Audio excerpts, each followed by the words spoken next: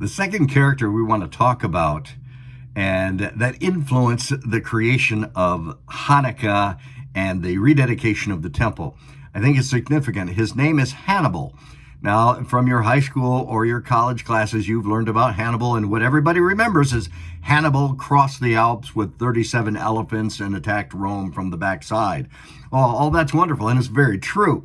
I think you'll find it fascinating to read some of the books concerning Hannibal. I have read Patrick Hunt. If you ever get a chance, I put links in my website. Remember the website, www.ministrytoday.org. And I've given you links to stories about Hannibal. And one of the great historians today is a great storyteller, Patrick Hunt. And I encourage you to listen to his depictions of Hannibal and many of the other battles that went on. I think it's significant. But as I read through history and was looking at all these great kings, I didn't see it originally in my list of those that preface the Hanukkah and the dedication of the temple. But as I got into reading about Hannibal, I realized Hannibal was a Baal worshiper. If you remember Baal in the Old Testament, it was one of the gods that Jeroboam brought from Egypt and put into Israel, put in Mount Gerizim. As a matter of fact, Mount Gerizim, they worshiped Jehovah. They said, we worship Yahweh.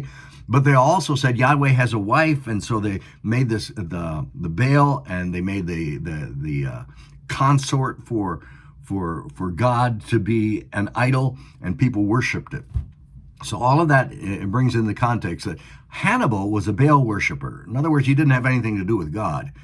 But as the story develops, Hannibal was a young man. I think he was something like 24 years old when he had his first battle in Spain, and he won a wonderful victory. The Romans heard about it and said, we're coming to get him because we don't want him coming after us. And that's when Hannibal went through the Alps with 37 elephants, crossed over the Alps through great trials and tribulations, lost a lot of his army, lost a lot of his elephants through the precipices and the snowstorms and all the rest. But he attacked Rome from the backside, and for the next 17 years, he continued to conduct a guerrilla warfare against the Romans and was quite successful.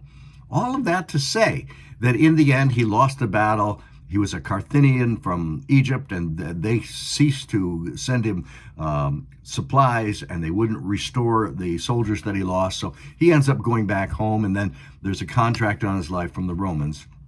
And he flees, and he's in exile for the rest of his days.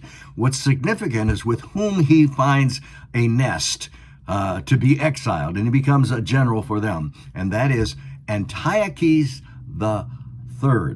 Antiochus III is a very important character, and Hannibal had a great influence on him. Being a Baal worshiper, inclusive, rejected the God of Israel. And Antiochus was provoked to go against Israel by Hannibal.